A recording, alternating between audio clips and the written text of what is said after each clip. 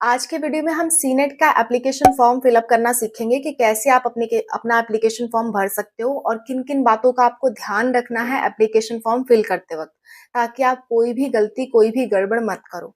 ठीक है, मैं सारी बातों को डिस्कस करूंगी। प्लस मैं आपको पहले ही बता दे रही हूँ कि मैं पूरी स्टेप बाय स्टेप प्रोसेस आपको नहीं करके दिखाऊंगी, जहां तक जरूरी है वहां तक करके दिखाऊंगी। फी पेमेंट के बाद की प्रोसेस मैं आपको डिक्टेट करूंगी कि कैसे आपको फिल करना है। उसमें कहीं आपको कोई डाउट आएगा तो आप कमेंट के थ्रू मुझसे पूछ लेना। ओके, तो चलो स्टार्ट करते हैं आज का video. Hello everyone, welcome to spark up classes. This is Suman Yadav. Senate senate का जो एग्जाम है वो एक्चुअली 3 कोर्सेज के लिए होता है। BSc nursing post basic and MSc nursing. फिलहाल हम लोग बीएससी नर्सिंग के फॉर्म के बारे में बात कर रहे हैं। ठीक है, बीएससी नर्सिंग के फॉर्म फिलिंग प्रोसेस ही मैं आपको दिखाने वाली हूँ। ओके, तो चलो स्क्रीन दिख रहा होगा। सबसे पहले गूगल पे जाने के बाद आपको टाइप करना है सीनेट 2024। अगर आप सिर्फ सीनेट टाइप करोगे तो वो वेबसाइट बहुत नीचे आती है ना, आपको ढूंढने में प्रॉब्लम होगी। इसलिए टाइप करना सीनेट 2024। जैसे ही आप सीनेट 2024 डाल करके सर्च करोगे तो ऊपर से तीसरे नंबर पे, मेरे लैपटॉप में तीसरे नंबर पे आ रहा है, पर आप ये वेबसाइट देख लेना, abvmup.edu.in। ठीक है, ये वेबसाइट जो है अटल बिहारी वाजपेयी मेडिकल यूनिवर्सिटी की वेबसाइट है। एंड यहाँ पे नीचे लिखा होगा सीनेट 2024, यही वाली वेबसाइट आपको ओपन करनी है। ओपन करने के बाद आपके सामने बीच में देखो रेड कलर में आपको एक बॉक्स नजर आ रहा है। ये बॉक्स नोटिफिकेशन है कि सीनेट के एप्लीकेशन फॉर्म रिलीज हो गए हैं।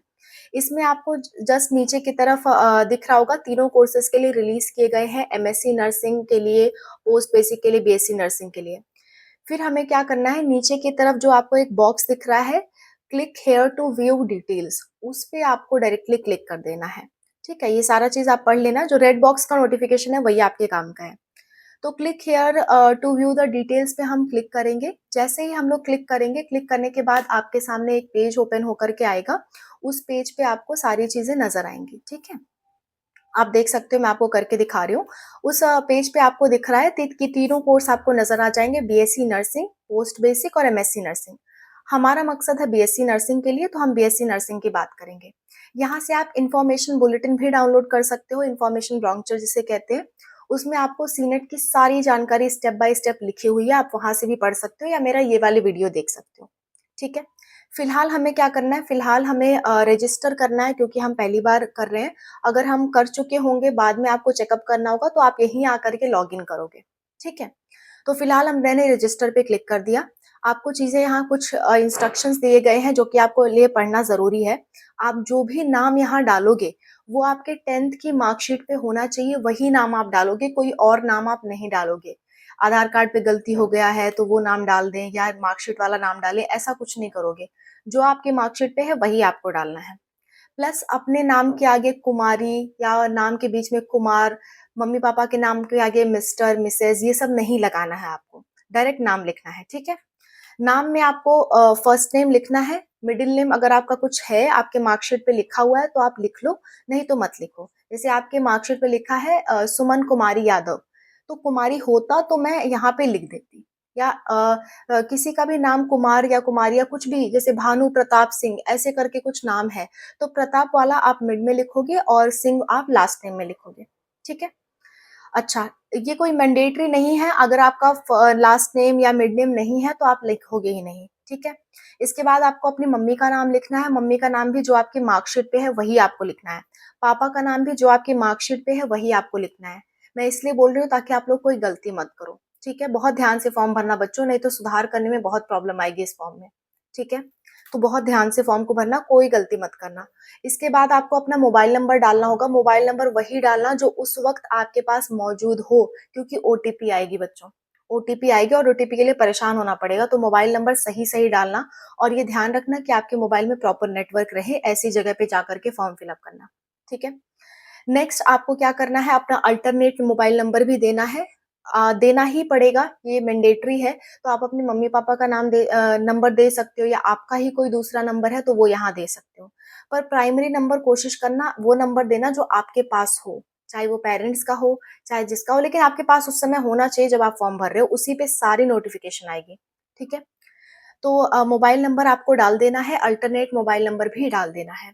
इसके बाद आपको अपना ईमेल डालना होगा, ईमेल भी वही डालना जो आपके पास हो, और ईमेल में से सारे मैसेजेस डिलीट कर देना जो भी इम्पोर्टेंट नहीं है, ताकि आपका ईमेल खाली रहे और वहाँ पे नोटिफिकेशन आ सके, वहाँ पे ओटीपी आ सके, ठीक है? फिलहाल मैंने अपना ईमेल आईडी भर दिया है, सब कुछ भर दिया। उसके बाद आपको डेट ऑफ बर्थ भरना है। डेट ऑफ बर्थ भी आपको वही भरना है जो आपके मार्कशीट पे हो। सब कुछ मार्कशीट के हिसाब से ही करना है, 10th की मार्कशीट के हिसाब से, ठीक है? नेक्स्ट जो आपका जेंडर है वो आपको भरना है, आप मेल हो, फीमेल हो या ट्रांसजेंडर हो, कोई भी हो आप भर सकते हो, ठीक है? मेल, फीमेल, ट्रांसजेंडर तीनों तरह के लोग इसे भर सकते हैं।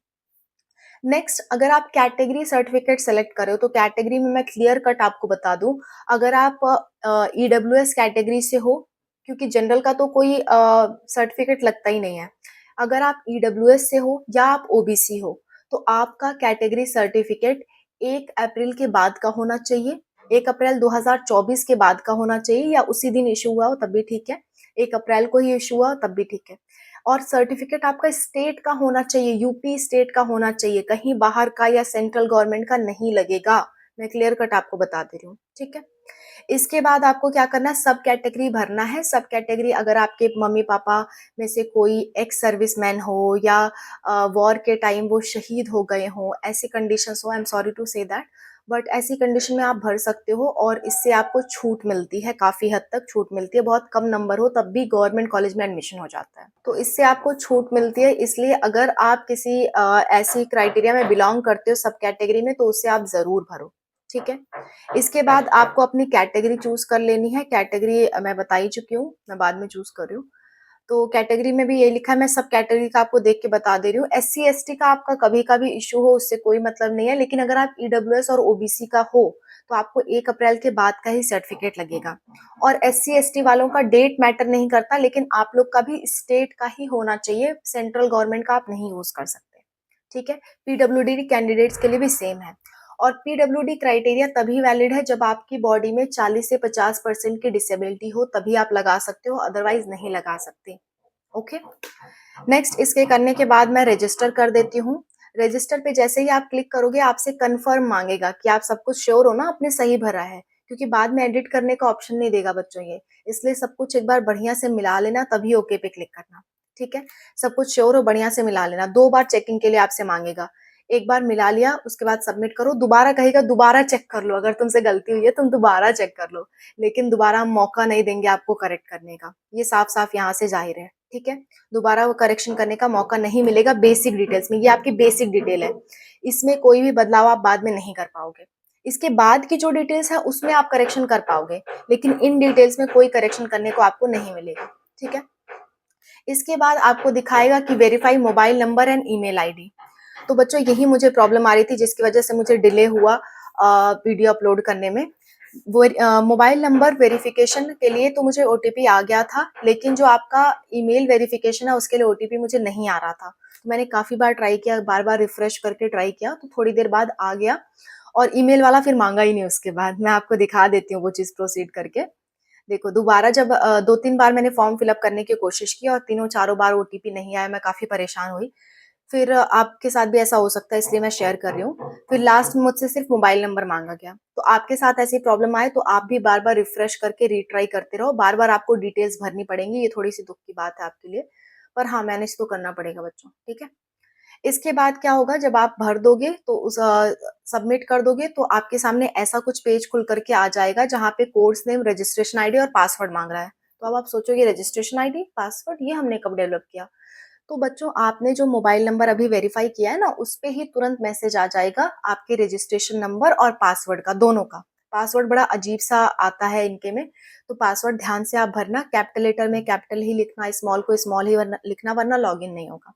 ये चीज ध्यान से करना। तो रजिस्ट्रेशन आईडी आप भर देना जो भी आपके फोन नंबर पे आया है, और फोन नंबर पे आपका पासवर्ड भी आया होगा, वही पासवर्ड आपको भरना है, ठीक है? भरने के बाद क्या होगा, भरने के बाद आपको लॉगिन करना है। जैसे ही आप लॉगिन करोगे तो कहेगा अपना न्यू पासवर्ड बना लो, क्योंकि हमने तो बहुत गंदा सा पासवर्ड दे रखा है तुम्हें। तो वही ओल्ड वाला पासवर्ड एक बार लिखना, उसके बाद जो मर्जी आए वो एक न्यू पासवर्ड बना लेना। जैसे कि मान लो आपका नाम अनूप राय है, तो अनूप राय 123 @ ऐसे करके आप अपना पासवर्ड बना सकते हो, ठीक है? तो इस तरह से पासवर्ड आप बना लेना। पासवर्ड बनाने के बाद आपके सामने ऐसा कुछ पेज आएगा जहाँ से आपको पेमेंट करनी होगी। पेमेंट यहाँ से माँगेगा, क्योंकि मैंने पीडब्ल्यूडी भर रखा था लास्ट टाइम, तो इसमें 2000 रुपए पीडब्ल्यूडी के माँग रहा है। अगर आप ओबीसी या जनरल हो तो आपसे 3000 रुपए यहाँ माँगे जाएँगे और आपको इसी पे वाले ऑप्शन पे क्लिक करना है जो ब्लू सा जग रहा है। उसी पे वाले ऑप्शन पे आपको क्लिक करना है, ठीक है? जैसे और सारी डिटेल्स एक बार फिर से मिला लेना कि आपसे कुछ गलती तो नहीं हुई है, ओके? तो यहाँ से आप जैसे क्लिक करोगे आपको पेमेंट के लिए कहेगा कि पेमेंट पे आप पीछे मत हटना और दोबारा पेमेंट आप लोग मत करना, ठीक है? इसमें एक अच्छी बात ये है कि अगर आपका पेमेंट फँस जाता है तो पेमेंट ये लोग रिफंड करने की गारंटी ले रहे हैं कि हम लोग पक्का है पेमेंट आपका रिफंड कर देंगे। लेकिन दोबारा पेमेंट करने से पहले आप ज़रूर 1 आध दिन वेट करो तभी दोबारा पेमेंट करना, ओके? तो फिलहाल मैं पेमेंट के गेटवे पे आ गई हूँ, अभी रिफंड से रिलेटेड लास्ट में भी बात कर लेंगे। तो इसमें पेमेंट में आपको क्या करना है, अपना ईमेल आईडी और फ़ोन नंबर भरना है। भरने के बाद आपको प्रोसीड पे क्लिक करना है। प्रोसीड पे जैसे ही आप क्लिक करोगे, आपके सामने ऑप्शन आ जाएगा यूपीआई से करना चाहते हो, कार्ड से करना चाहते हो, किससे करना चाहते हो। मैं सजेस्ट करूँगी आपसे कि आप कार्ड से करो, कार्ड से करना सही रहता है, ठीक है? इससे क्या होता है ना कि आपकी बैंक डिटेल्स उनके पास रहती है, तो रिफंड में आसानी रहती है, वरना रिफंड मिलने के चांसेस कम हो जाते हैं अगर आप कार्ड से नहीं करते हो। तो इसके बाद क्या करना होगा, अब तो मैं पेमेंट करूँगी नहीं क्योंकि बच्चों मेरे पास इतने पैसे होते तो मैं स्मार्ट बोर्ड खरीद के आप लोग को पढ़ा रही होती, ठीक है? और ऐसी जगह पे रह के वीडियो नहीं बना रही होती। सो मेरी इतनी इनकम नहीं है कि मैं अब 2-3 हज़ार एक वीडियो के प्रति दूँ, मुझे इतने आते भी नहीं है यहाँ से। सो मैं लेकिन आपको मैं गाइड ज़रूर करूँगी कि कैसे आपको आगे की प्रोसेस करनी है, ठीक है? आगे की प्रोसेस आपके लिए क्या होगी, जैसे ही आप पेमेंट सक्सेसफुली कर दोगे, पेमेंट करने के बाद आपका एड्रेस माँगा जाएगा, आपको अपना एड्रेस भरना होगा, प्रॉपर एड्रेस, ठीक है? जो भी आपका एड्रेस आधार कार्ड पे लिखा हुआ है, वो एड्रेस आपको भर देना है या फिर कहीं आप और स्थित हो, मान लो आपका एड्रेस है कानपुर का, आप हो लखनऊ में, तो आप परमानेंट एड्रेस में कानपुर डालोगे और हो आप लखनऊ में, तो प्रेज़ेंट एड्रेस में आप लखनऊ का एड्रेस डाल दोगे, ठीक है? ये आपको करना है। इसके बाद आपसे पूछा जाएगा कि आप एग्ज़ामिनेशन सिटी कहाँ डालना चाहते हो? तो 3 ऑप्शन आपको डालने होंगे। एग्ज़ाम सिटी में उत्तर प्रदेश की लगभग हर सिटी है। कौन-कौन सी सिटी अगर आप जानना चाहते हो तो ये वाला वीडियो देख लेना, शॉर्ट में मैंने बता दिया है सारा। एग्ज़ाम्पल के तौर पे कानपुर, लखनऊ, आगरा ये सारी सिटी मौजूद है, ठीक है? तो फॉर्म भरते टाइम आपको सिटी सेलेक्ट करनी होगी 3 सिटी और तीनों आप एक ही नहीं सेलेक्ट कर सकते, ये बच्चों ध्यान रखना। ऐसा नहीं कर सकते कि आगरा, आगरा, आगरा चूज़ कर लो, नहीं। तीनों आपको अलग-अलग चूज़ करनी होगी और सिटी प्रेफ़रेंस के हिसाब से चूज़ करनी है। जैसे मान लो आप चाहते हो कि आपको आगरा मिल जाए, तो सबसे पहले आगरा लिखो। अगर आप दूसरा सोचते हो कि आगरा मिला तो कानपुर मिल जाए, तो आप कानपुर रखो। फिर अगर आप सोचते हो कि अगर कानपुर नहीं मिला तो हमें वाराणसी मिल जाए, तो वाराणसी रखो। ऐसे आपको सीक्वेंस रखना होगा, ओके? इतना करने के बाद आपको 3 चीज़ें अपलोड करने के ऑप्शन आएँगे। सबसे पहला होगा आपका फ़ोटोग्राफ, फ़ोटोग्राफ के बाद आपसे माँगा जाएगा आपका सिग्नेचर, सिग्नेचर के बाद आपसे कहा जाएगा कि वेरिफ़िकेशन प्रोफ़ार्मा डाउनलोड करो, यहाँ वेरिफ़िकेशन प्रोफ़ार्मा आता है। वेरिफ़िकेशन प्रोफ़ार्मा आपको डाउनलोड करना होगा, उसका प्रिंट आउट निकलवाना होगा। इसलिए मैं आपको सजेस्ट करूँगी कि जब आप फ़ॉर्म भर रहे हो ना, तो किसी कैफ़े वाले से जाके भरवाओ वरना आपको बहुत प्रॉब्लम आएगी अकेले फ़ॉर्म भरने में, ये फ़ॉर्म भरना थोड़ा टफ़ है। इसलिए मेरा सजेशन होगा कि आप किसी कैफ़े वाले के पास जाओ, उनसे फ़ॉर्म भराओ, ठीक है? तो ये आपको क्या करना है आपको अपना प्रोफ़ार्मा डाउनलोड करना है। डाउनलोड करने के बाद फ़िल करने की प्रोसेस मैंने इस वाली वीडियो में बता रखी है। उस वीडियो को जाकर के देख लो, फ़िल करने की पूरी प्रोसेस आपको समझ में आ जाएगी, ठीक है? सिंपली मैं आपको शॉर्ट में बता दे रही हूँ, फ़ोटो, सिग्नेचर, दोनों हाथ का थंब और आपके आइडेंटिफ़िकेशन मार्क्स, ये सारे आपको भरने होते हैं। भरने के बाद आप उसे स्कैन करवाओगे, जहाँ भी आप फॉर्म फिल अप करवा रहे हो, वहाँ से स्कैन करके अपलोड करना है या फिर आप फ़ोटो खींच करके भी अपलोड कर सकते हो अगर आप खुद भर रहे हो, ठीक है? अपलोड करने के बाद फिर आपका क्या माँगेगा, आपका लाइव फ़ोटो माँगेगा। लाइव फ़ोटो क्या होता है कि वहाँ पे एक ऑप्शन होगा, उस ऑप्शन पे आपको क्लिक करना होगा, तो कैमरा जग जाएगा, कैमरा ऑन हो जाएगा। जिस भी डिवाइस से आप फॉर्म भर रहे हो, उस डिवाइस का कैमरा ऑन हो जाएगा और आपकी फ़ोटो कैप्चर करेगा। फ़ोटो कैप्चर करने के बाद वो फ़ोटो सेव हो जाएगी। जिस भी स्थिति में आप फॉर्म भरो, जैसे मैं अभी ऐसे फॉर्म भर रही हूँ, तो तुरंत मेरी फ़ोटो क्लिक होगी और उसमें सबमिट हो जाएगी, ठीक है? तो ये आपकी लाइव फ़ोटो होती है। इस तरह से आपका फॉर्म फिल अप होगा और फॉर्म फिल करने के लिए 2000 लगते हैं एससी, एसटी, पीडब्ल्यूडी के लिए और जनरल और ओबीसी के लिए आपके 3000 रुपए लगते हैं, ठीक है? ये सारी डिटेल्स थी फॉर्म फिलिंग से रिलेटेड। और भी कोई भी दिक्कत, कोई भी परेशानी है तो आप कमेंट्स में मेंशन करो, मैं रेडी हूँ आपकी हेल्प के लिए। सीनेट की पूरी जानकारी चाहिए तो ये वाली वीडियो देख लेना, और इसमें कुछ चेंजेस आए हुए हैं तो ये वाली वीडियो देख लेना। दोनों वीडियो आपके लिए हेल्पफुल है। वीडियो का लिंक आपको लास्ट में मिल जाएगा। So this is all about the video. Thank you so much for watching. Bye. Take care.